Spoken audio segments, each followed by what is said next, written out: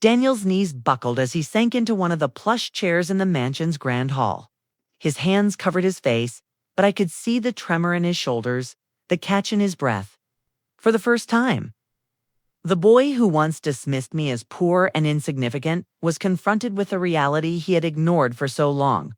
Marissa, frozen in the doorway, finally found her voice. "This how? You never told us." Her words faltered, twisting into a mixture of awe and panic. "Mom, I don't understand. We thought I raised a hand, gentle but firm. No explanations. No excuses. Let this moment speak for itself." Daniel peeked from behind his fingers, tears welling in his eyes. "Mom, why? Why didn't you tell me? Why didn't you? Why didn't you trust me?" I sat down across from him, meeting his gaze steadily. "Daniel, I did trust you. But trust is earned and respect cannot be assumed. I wanted you to grow into the man I knew you could be before you learned about my wealth. I wanted you to value effort over inheritance. I wanted you to understand that life's richness isn't measured in money or property." His voice cracked, barely audible. I was wrong. I treated you like you were nothing." I thought. I shook my head gently. "You thought incorrectly. You believed appearances defined reality. You believed judgment replaced understanding. You judged me by what you could see, not by what I built, what I sacrificed, what I endured." Marissa's lips pressed into a thin line. "Daniel?" I silenced her with a look. "No, Marissa. Your manipulation and greed are clear, and I will not dignify them with discussion." Daniel buried his face in his hands, shaking his head. "I don't know what to say.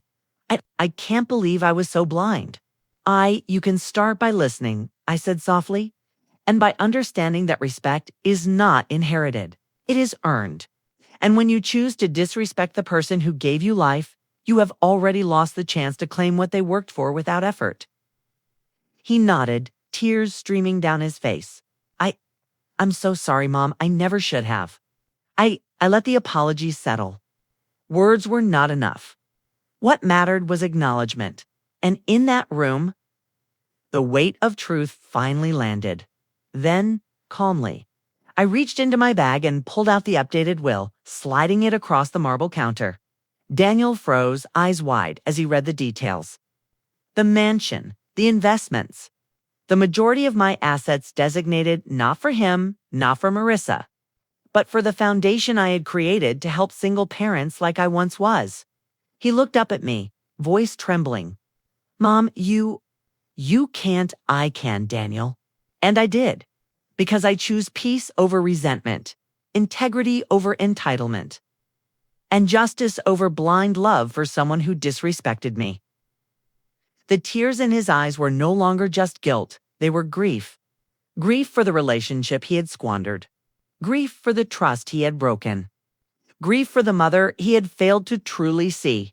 Marissa's expression twisted into disbelief, her carefully curated persona crumbling. Daniel's shame was complete. He had finally understood the mother he had underestimated, mocked, and dismissed was more powerful than he could ever imagine.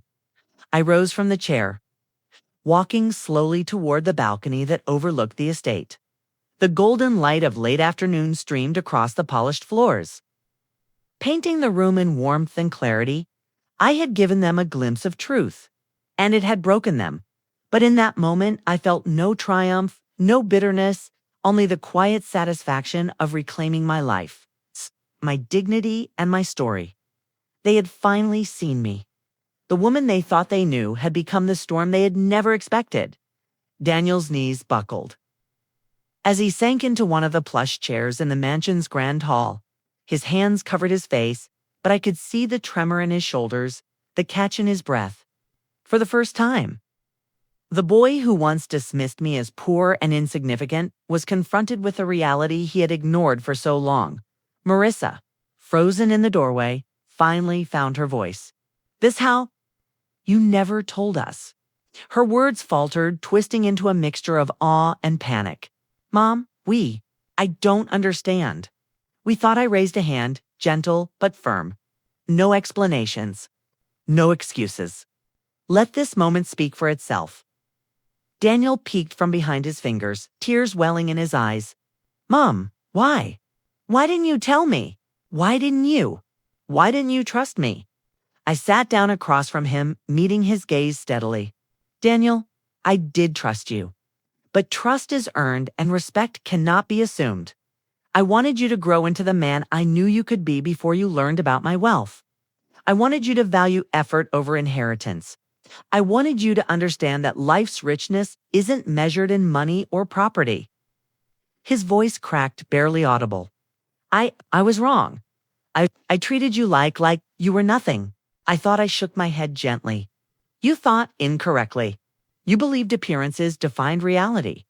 You believed judgment replaced understanding. You judged me by what you could see, not by what I built, what I sacrificed, what I endured. Marissa's lips pressed into a thin line. Daniel? I silenced her with a look. No, Marissa. Your manipulation and greed are clear, and I will not dignify them with discussion. Daniel buried his face in his hands, shaking his head. I don't know what to say. I can't believe I was so blind. You can start by listening, I said softly, and by understanding that respect is not inherited. It is earned. And when you choose to disrespect the person who gave you life, you have already lost the chance to claim what they worked for without effort. He nodded, tears streaming down his face. I'm so sorry, Mom. I never should have. I let the apology settle. Words were not enough. What mattered was acknowledgement. And in that room, the weight of truth finally landed. Then, calmly, I reached into my bag and pulled out the updated will, sliding it across the marble counter. Daniel froze, eyes wide, as he read the details. The mansion, the investments, the majority of my assets designated not for him, not for Marissa, but for the foundation I had created to help single parents like I once was. He looked up at me, voice trembling.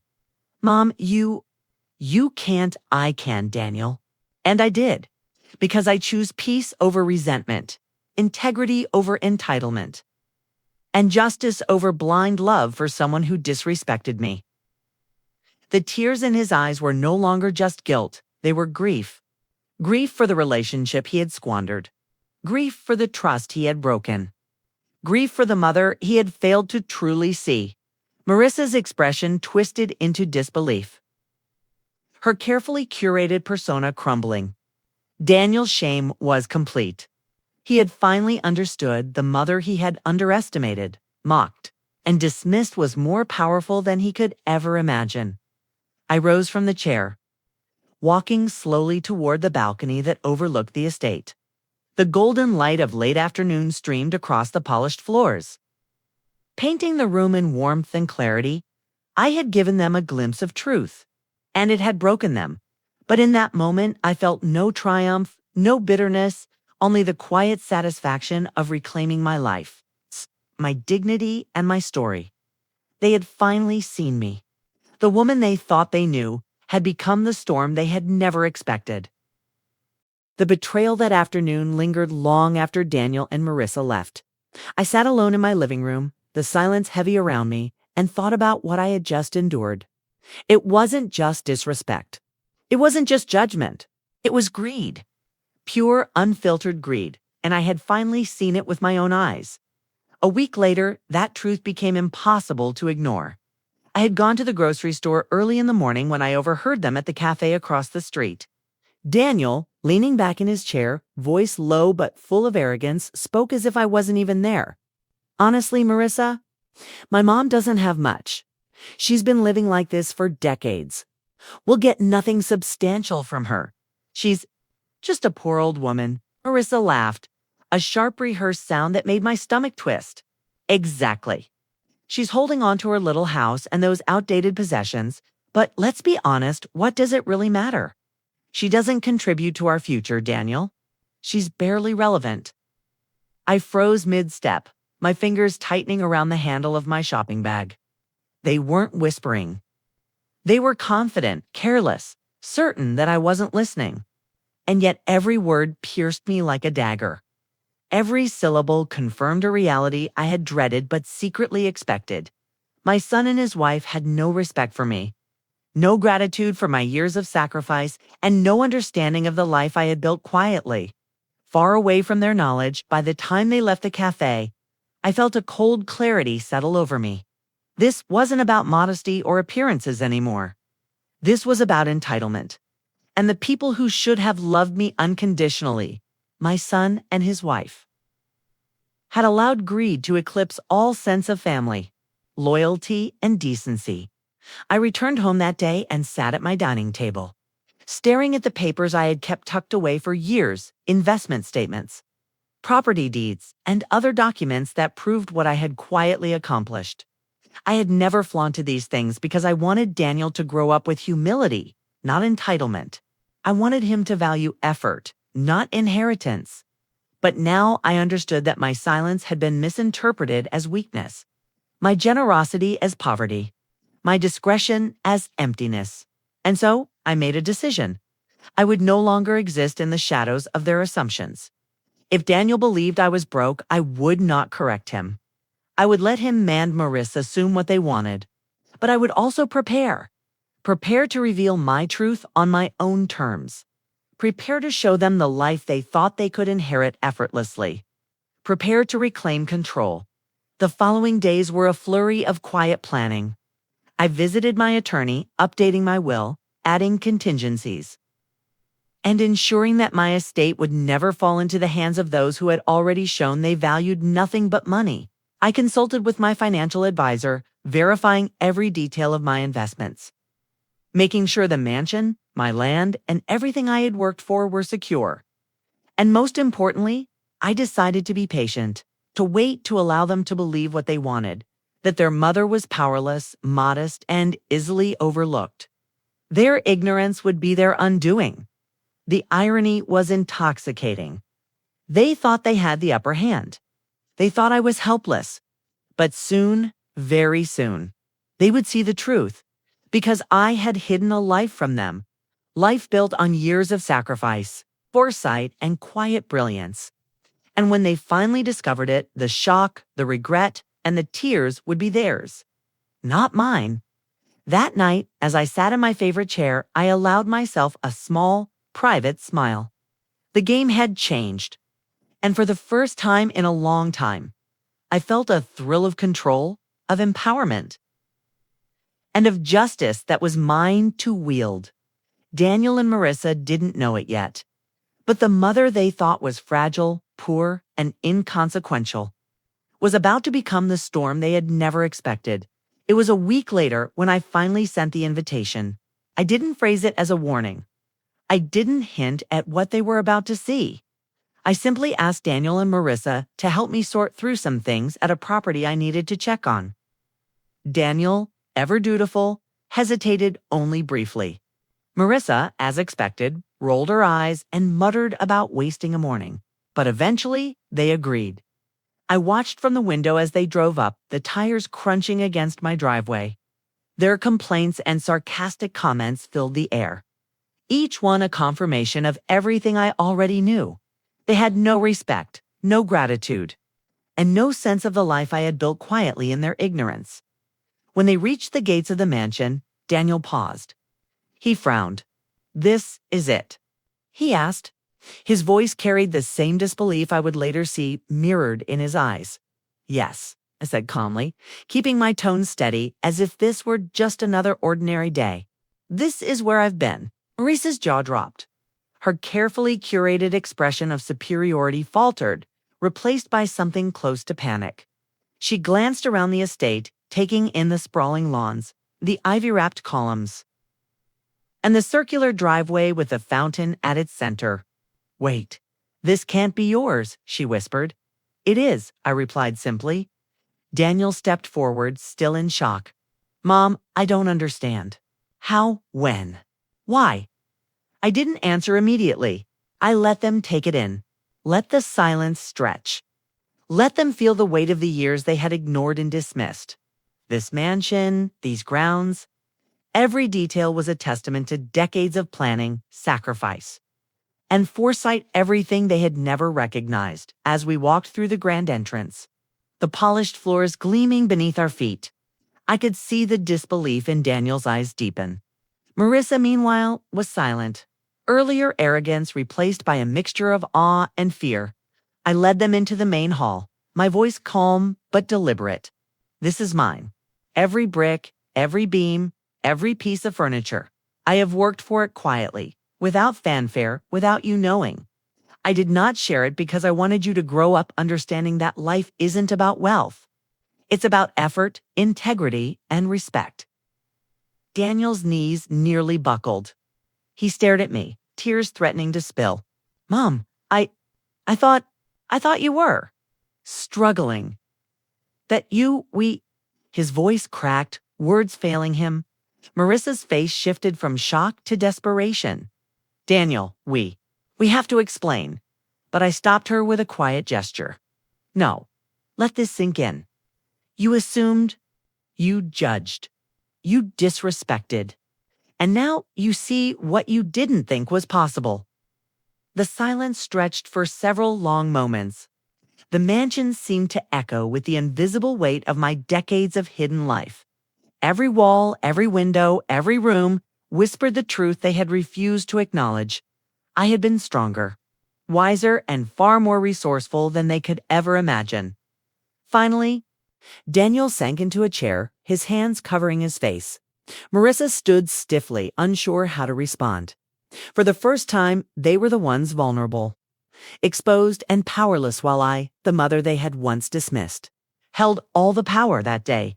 Their illusion of me as a helpless, struggling woman shattered completely. And I knew, deep in my bones, that this was only the beginning of reckoning, the beginning of truth. There are moments in life when the past and present collide so sharply that you feel the echo in your bones. For me, that moment happened the day I drove back to the one place I had kept hidden from everyone, including my own son. The mansion, my sanctuary, my secret. It sat on the edge of a quiet, wooded estate nearly an hour outside the city, far enough to be forgotten, close enough that I could reach it when I needed to breathe. I hadn't planned on owning such a place. It wasn't part of any dream I'd had growing up. But life has a strange way of rewarding the people who endure the seasons it throws at them. Years after my father's land unexpectedly turned valuable, I found myself with money for the first time in my life. Real money, the kind that could change everything. Most people, I think, would have bought a big house or new cars or flashy comforts. But I was still the woman who worked night shifts. I was still the mother who reused tea bags and stretched leftovers into 2 meals. Wealth didn't erase the habits that hardship carved into me yet. I wanted one thing for myself, one place where I could escape the noise, the expectations, the unending roller coaster of survival. That was when I found it. The mansion wasn't flashy, not the kind you see influencers posing in front of. It was elegant in a quiet, almost nostalgic way-white stone walls, tall arched windows, and a long circular driveway that wrapped around a fountain now overgrown with ivy. The previous owner, an elderly woman with no children, sold it to me far below market price simply because she wanted someone to love it the way she once had. And I did. Instantly, for years. It became my refuge. I would visit on weekends when Daniel was studying or out with friends. I'd sit on the balcony overlooking the forest, feeling like the world couldn't touch me there. It was the one place where I didn't have to be strong all the time. The one place where I wasn't a mother, a widow, a worker. I was simply myself. I painted one of the rooms bright yellow. I planted lavender along the walkway. I restored old furniture, polished floors, sometimes even slept there when I needed a quiet night. But I never told Daniel. Back then, the decision made sense. I didn't want him growing up thinking money was something to flaunt or depend on. I wanted him grounded, humble, aware that life's worth wasn't measured in marble flooring or chandeliers. And for a long time, I believed I was doing the right thing. But as he grew older and colder, I began to question whether hiding the truth had been a mistake. Maybe if he'd seen the mansion, he wouldn't have thought of me as a burden. Maybe he would have respected me more. Maybe he wouldn't look at me with pity or shame, but the more he drifted away, the less I wanted to share anything with him at all. Still, something inside me urged me back that day. Maybe it was the sting of his words. Maybe it was the ache of realizing he no longer saw me as someone worthy of pride. Or maybe it was simply time to stand in the place that reminded me of my strength, not my sacrifices. As I pulled up through the iron gates and the mansion came into view, golden light catching the stone walls. I exhaled a breath. I didn't know I'd been holding this place held the parts of me Daniel had forgotten. The parts of me he never knew. The parts of me he might never deserve to see. I never imagined that the people I loved most could become the source of my deepest wounds. Yet that afternoon, as Daniel and his wife Marissa stepped into my small living room, I felt the chill of betrayal wrap around me like ice. "Mom," Daniel began, shifting his weight awkwardly. "We need to talk." I nodded, bracing myself. I had a feeling I already knew what this conversation would be about. Marissa didn't waste any time. She flopped onto the sofa, glaring at the threadbare carpet beneath her designer heels. It's really hard for us to understand why you're still living here. It's small, old-fashioned, cluttered. She twisted a strand of her perfectly straight hair around her finger. Eyes sharp as a knife. I bit my lip, forcing a polite smile. "This is my home. It has everything I need." Marissa's laugh was soft, cruel, and deliberate. "Yes, but it's not exactly presentable. For family visits, for holidays, Daniel deserves better than this." Daniel shifted uncomfortably, avoiding my gaze. "Mom, it's true. Maybe it's time to consider downsizing. Something more manageable. We're thinking about the future hours, and eventually, yours too." I felt my stomach twist. I had spent decades building a life for him. Every scraped knee I patched, every sleepless night I endured, every dollar I saved for his college tuition. Gone unnoticed, unappreciated, and now he was telling me my life was inadequate. "I've done what I could," I said quietly, each word measured. "I worked 2 jobs to make sure you had what you needed. I sacrificed my nights, my health, my comfort, to give you a chance, and now you think I can't provide for myself." Daniel flinched. He hadn't expected my voice to carry that quiet steel. Marissa scoffed. "It's not about what you provided. It's about image, appearances. Daniel is building a life. Now he can't have his family embarrassed by this." She waved vaguely around the room, as though my existence was a piece of clutter to be discarded. I could feel the anger rising, but I kept it bottled. There was no need to shout. They needed to see without words that I was not someone to underestimate. Daniel, finally meeting my eyes, said softly, "Mom, I'm just thinking about the family's reputation." Reputation. The word cut deeper than any insult. After everything I've done, all the nights I'd sacrificed, all the tears I'd hidden, he boiled my life down to reputation. I didn't answer. Instead, I stood up slowly and walked to the window, my gaze fixed on the world beyond our tiny backyard. For a long moment, the room was silent except for the ticking of the clock, a reminder that time was slipping past time I had spent building a life. Hidden or unrecognized. Finally, I turned back to them. "You think this is about appearances?" I said, my voice calm but unwavering. "But you don't know me. You've never seen the life I built quietly, the strength it took to survive. You only see what you want to see. A simple, small house and a mother you think is helpless." Marissa blinked. Daniel looked guilty, but the words hung in the air, sharp and undeniable. They didn't yet understand the truth. That day, I realized that hiding my real life from them was no longer an option if I wanted them to ever respect me. Not if I wanted them to learn that my life, though modest in appearance, had layers of wealth, sacrifice, and secrets they could never begin to imagine. And in that moment, a quiet resolve settled in my chest. If they thought I was weak, if they thought I was broke, if they thought they could dismiss me, they were about to learn otherwise, because the mother they had disrespected was about to reclaim her story. I never imagined a day when my own son would look at me as if I were something to be hidden. Yet that morning, as Daniel stood by the doorway adjusting the collar of his neatly pressed shirt, I saw something in his eyes I had never seen before: embarrassment. Not frustration. Not impatience, embarrassment. "At me, Mom," he said, not quite meeting my gaze. I don't think it's a good idea if you come today." My hands froze around the cardigan I was buttoning. "But you said the event was for family." "I know, but—" He hesitated, then sighed with the kind of annoyance people usually reserve for telemarketers or long lines at the bank. "It's just, the people there are going to be very successful, very polished.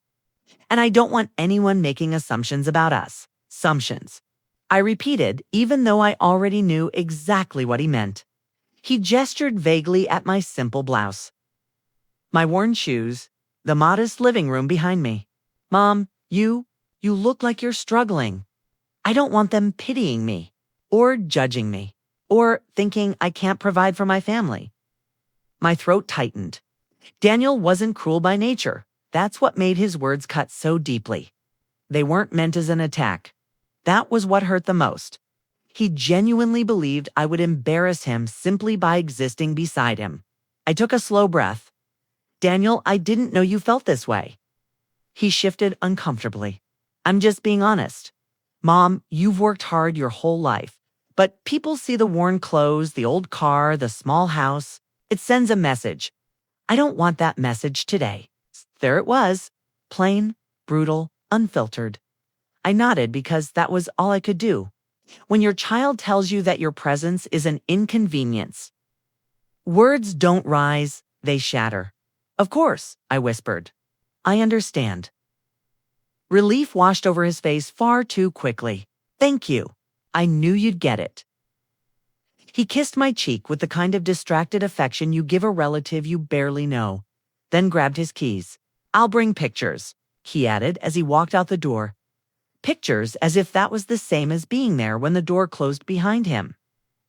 The silence in the house wrapped around me like a heavy blanket. I sat down slowly at the edge of the sofa, my hands trembling in my lap. I had never been ashamed of my life. Never. I lived simply because I chose to.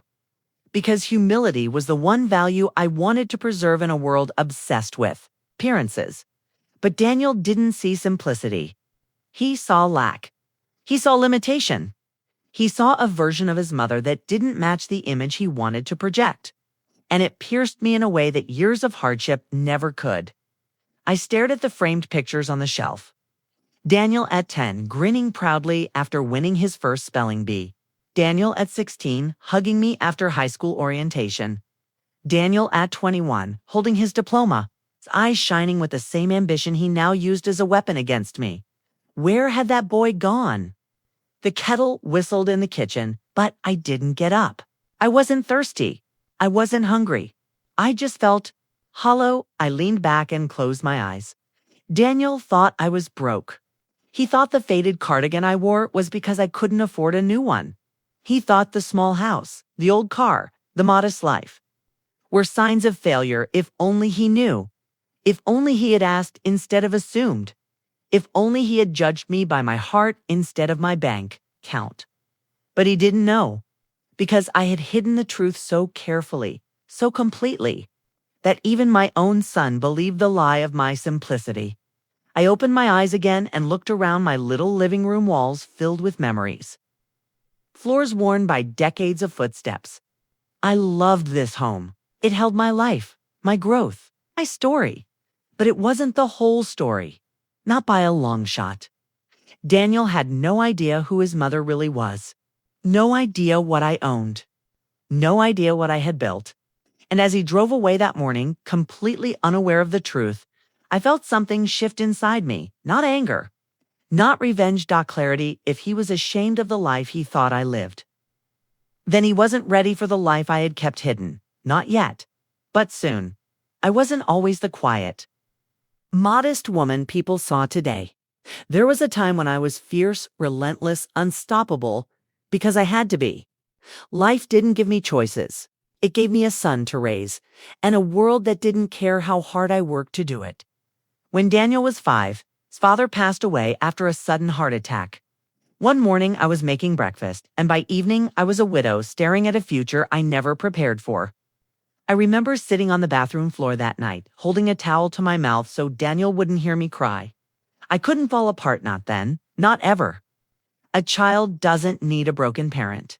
He needs a stable home, warm meals, and a mother who can convince him everything will be all right, even when she isn't sure herself. So I took the first job I could find. And then a second, days as a receptionist, nights cleaning offices after everyone else had gone home. Sometimes I'd get home past midnight, then wake up at 5 a.m. to make Daniel's breakfast and pack his school lunch. I lived in a cycle of exhaustion, but every time I saw his small hand wave at me during school drop-off, the fatigue melted away. We didn't have money for toys or vacations, but Daniel always had what mattered: safety, love, and a mother who would bend the world if it meant keeping him afloat. That was wealth too, though he doesn't remember it that way anymore.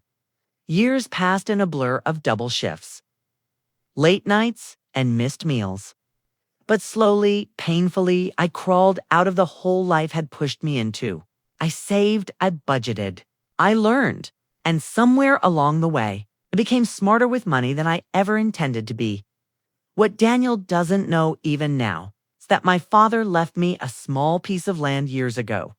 At the time, it was worthless. But a new development project in the area changed everything. The land values skyrocketed, and for the first time in my life, opportunity knocked on my door instead of hardship. I didn't sell it outright, invested it wisely, quietly, carefully, but none of that changed. How I lived, because wealth wasn't my goal. Stability was. Peace was. A home where Daniel would grow up grounded, not entitled. I drove an old car because it still worked. I wore the same sweaters because they were comfortable. I stayed in the small house because it held memories that money couldn't replace. I didn't climb the social ladder or flaunt anything. I didn't need to. But as Daniel grew older, something shifted in him. He went from being the sweet boy who shared his last cookie with me to a young man who measured success through brands, appearances, and status. He loved me, I don't doubt that. But he didn't admire the life I lived. He tolerated it. That tolerance slowly turned into distance, then into embarrassment. I saw it the first time he asked me not to pick him up from college in my old car. I brushed it off then, telling myself he was just young and trying to impress his peers. But the truth is simpler. Daniel started to believe that my modesty was failure. He never asked about the nights I worked late or the mornings I could barely stand from exhaustion. He never questioned why I chose simplicity. He never wondered whether I was sacrificing for him long after he stopped needing it. He saw broke. He never saw deliberate. And that was the tragedy, the life I built through sweat. Sacrifice and quiet discipline was invisible to him yet. Despite everything, a small part of me still hoped he'd rediscover the boy he once was. But hope is fragile. And Daniel was running out of chances.